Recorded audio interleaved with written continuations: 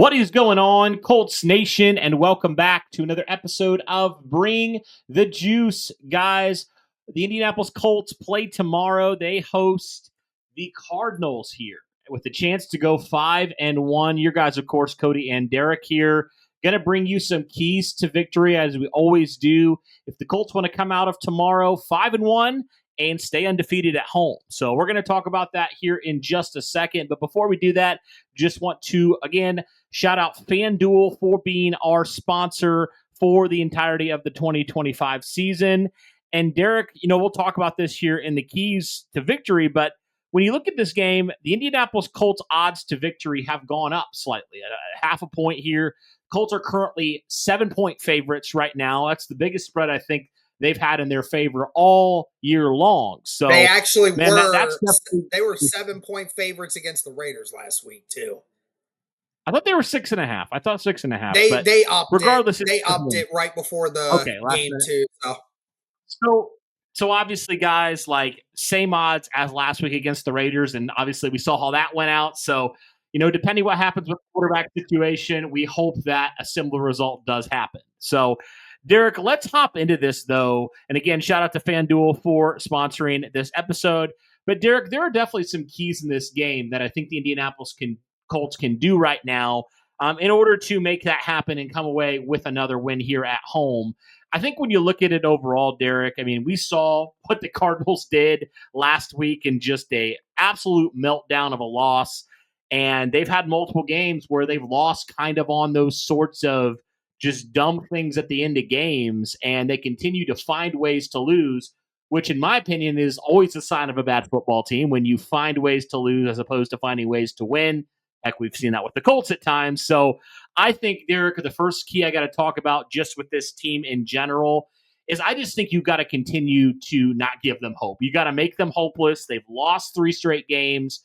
They don't look good at all, Derek, right now. The Cardinals don't. And especially, like we said, with potentially a backup quarterback or at least a hobbled quarterback at that, I think you have a great chance here after just a gut-wrenching loss that you had as the Arizona Cardinals to just continue to not give them hope and just start to, potentially start to sow some more discord in that Arizona locker room, man. And if you can do that, if you can just, first and foremost, do not give the Arizona Cardinals any semblance of hope here, I think you have a great chance here to start off strong in this game and really continue along.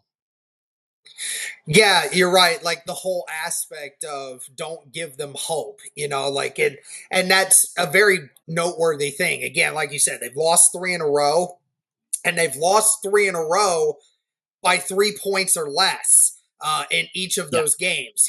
Every single one of those games has come down to losing by just a field goal.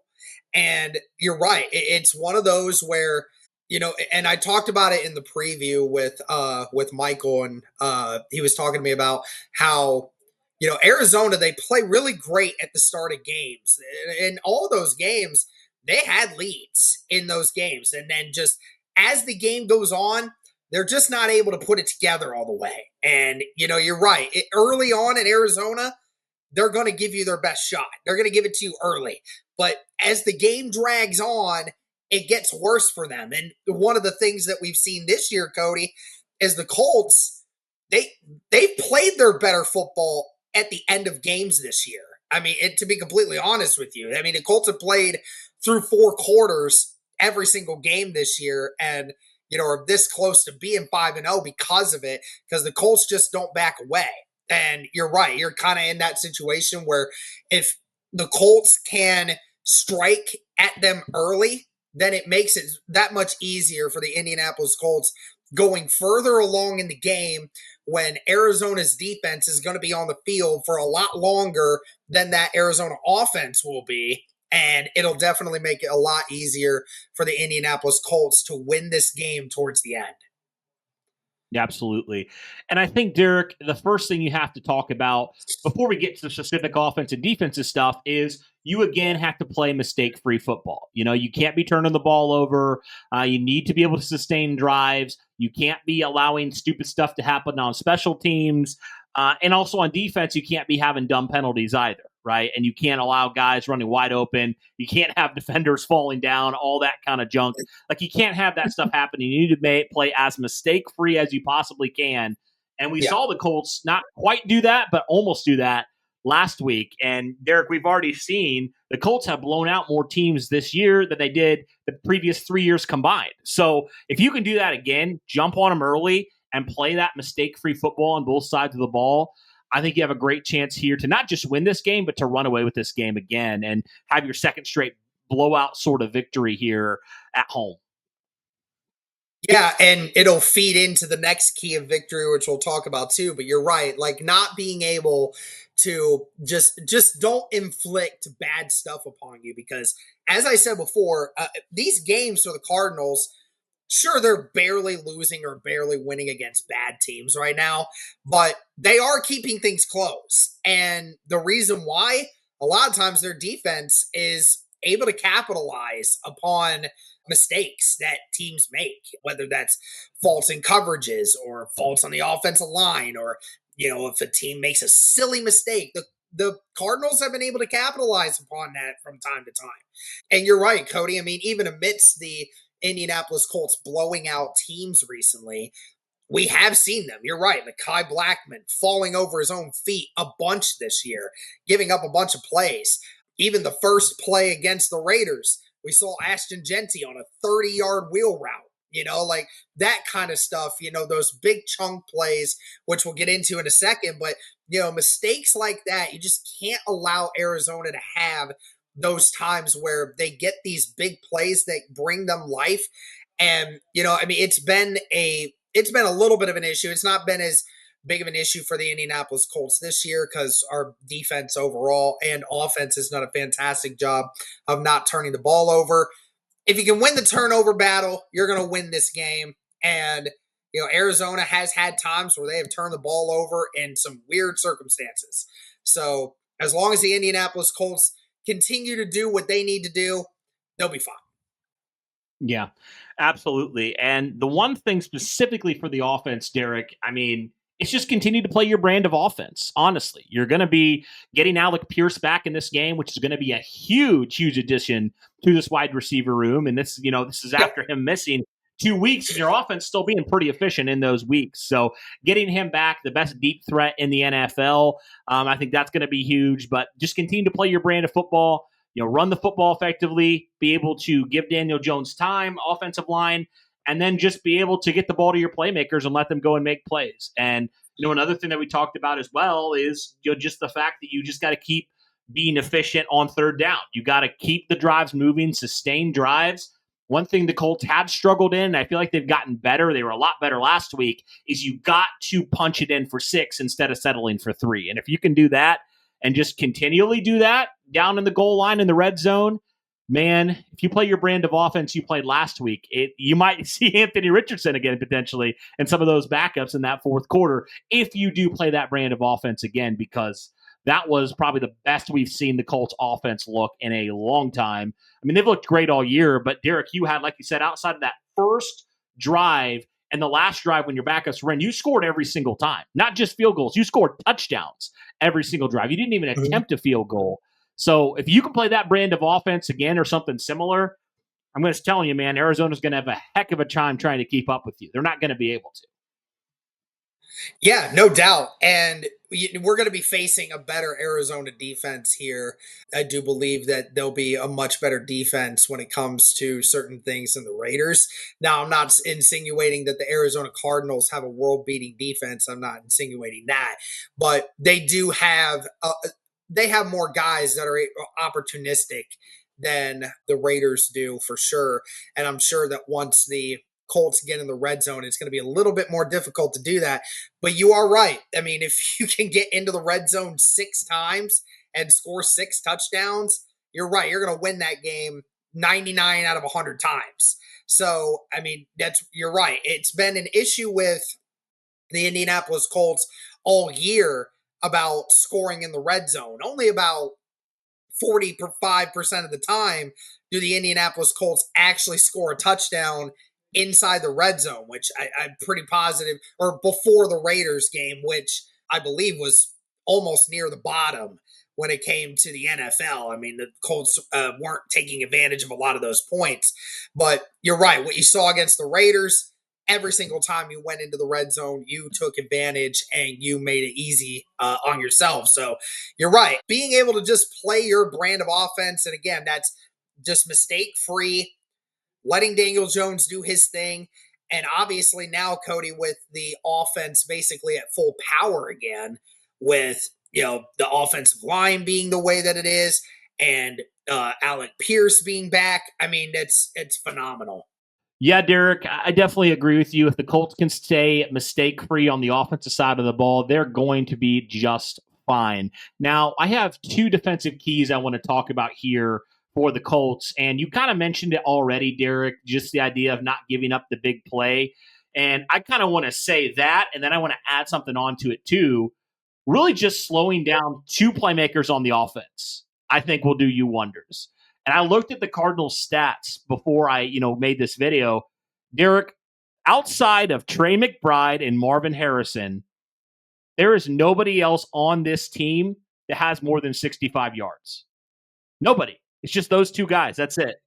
So if you can put, say, Charvarius Ward, you go on Marvin Harrison the entire game, and then you figure out a way to somehow, some way, I know your backers haven't been great this year in coverage, but even if you bring down, like, say, a Nick Cross and say, hey, let's bracket and phase Trey McBride out of the game. He's one of the top tight ends in the NFL. If we can find a way to eliminate him or at least slow him down, who are the Cardinals going to go to? Especially potentially with a backup quarterback. So I'm just like, okay, the big plays, we've seen Harrison, we've seen McBride make big plays in their careers. And if you can just eliminate those two guys or at least put your best players in chances to slow them down, Arizona's going to have to go to, I don't even know. Like, there's really nobody else here that you look at right now. They're going to have to rely on these backup guys that don't even have 100 yards on the season through 5 weeks. So if that tells you anything right there, if the Colts can eliminate those two guys, I mean, Arizona, we know they're on their third string running back. They just don't have a ton of weapons outside of these two players right now. I think if the Colts do that and they just eliminate the big play, I don't know where the quarterback's going to go to. I don't know how this offense is going to function very well if you take away those two guys. Yeah, honestly, it's just again taking away the big play. If you don't allow Marvin Harrison Jr. to get those 20+ yard plays that he's so famous for doing right now, then you allow yourself to be able to handle things a lot better. Again, we saw last week against Tennessee, one of the first plays of the game, Marvin Harrison catches that deep ball from Kyler and get over two guys and ends up making a miraculous catch. If you could just avoid stuff like that, and you're right, if you could somehow, I don't know how Lou will do it, but if you can just have somebody on Trey and then having someone in an area surrounding Trey as well, then you're right. Like, you're going to have to force the third or fourth wide receiver from Arizona, who have done virtually nothing this year, and then have to force them to run the football with their third and fourth string running backs, which obviously has not really panned out for you. But I will say this, again, say what you want about Amario when he fumbled that ball at the goal line.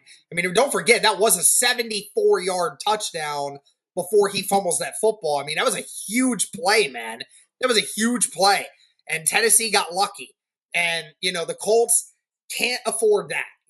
We cannot afford to have those things happen. Now, obviously, when you look at it outside of that play, Cardinals have been one of the worst teams at running the football, Cody, ever since James Conner and Trey Benson have been out. So the Indianapolis Colts, you definitely, what you should be doing is you need to be putting pressure on them. You want to obviously account for Marvin and Trey, and you want to send more reinforcements in their direction, but you also want to make it uncomfortable for the quarterback, which is one of our other keys here. I mean, whichever quarterback they may be, I don't know if it is going to be Kyler. They activated some other quarterback off the practice squad just today in the wake of Kyler Murray being questionable to go in, that doesn't seem like a great sign. It really does sound like it's 50-50 on whether or not he's going to play it all. And I mean, if it's not him, even if it is him, if it's not him and it's Jacoby Brissett, I mean, again, we know how Jacoby Brissett is. Jacoby's not going to be a guy that's going to throw the football deep all the time. He's not going to do that. He's going to be a guy that's just going to hit a lot of the underneath stuff. And, regardless of who it is, I mean, and if Kyler does end up playing, I mean, Kyler may run a little bit, but he's certainly not going to run as frequently as he does otherwise, because obviously it's a pretty significant injury if he didn't practice twice this week and they're questionable of him even playing in the first place. So knowing that, you want to continue to be aggressive. Force them to not be able to try and make that big play, Cody. If you can get consistent pressure on the quarterback and you have to force them to be quick and decisive with where they throw the football, I don't care if they make completions doing it that way. That's fine. As long as they're not getting the chance to make that deep play and get easier points that way, I would take our chances on our defense being able to play the bend but don't break defense versus allowing them to make big plays by not getting pressure. Yeah, I mean, if Kyler Murray goes, you got to send the pressure. You have to. You're right. Like, if you can make him uncomfortable back there, either quarterback, because Jacoby's, I mean, he's not athletic. He's not going to outrun players most of the time. I mean, he's got a little bit of athleticism, but he's not going to scramble. He's not going to kill you with his legs, right? And Kyler obviously probably not going to do that either, being hobbled with a foot injury. Like, it's not even it's a lower body injury. So you would think, especially for Kyler Murray, he's going to be a statue in that pocket come Sunday. And you can get pressure on him consistently and force him in. Because I think Kyler Murray, Derek, in my opinion, he's best when he is doing unscripted things. When he's on the run, he's making plays with his legs, doing that stuff. But if you can force him to be a pocket passer, that is all in your favor, honestly. So if you can do those things, I think you're going to be just fine. But certainly looks like, Derek, the Colts are going to have a good chance here to do a lot of these things, if not all these things. We'll hope they do. But guys, let us know your thoughts here on some keys to victory for the Indianapolis Colts if they hope to beat the Arizona Cardinals, get to 5-1 on the season. Again, shout out to FanDuel for sponsoring this episode, but that'll do it for this one, guys. Thanks so much for tuning in. And as always, guys, go Colts.